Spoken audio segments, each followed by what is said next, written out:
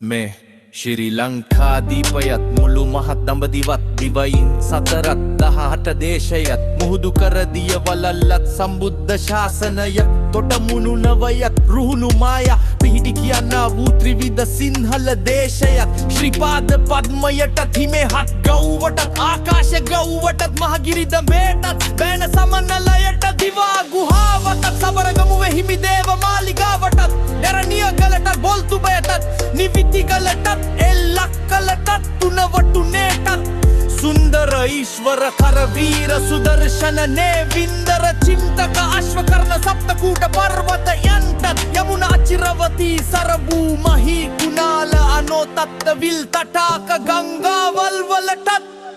හිමාල වනයටත් යහතින් බැල්ම දිවස් බලා වැඩ වදාරන්න වූ ශ්‍රීමත් සුමන සමන් දිව්‍ය රාජෝත්තම යානන් වහන්ස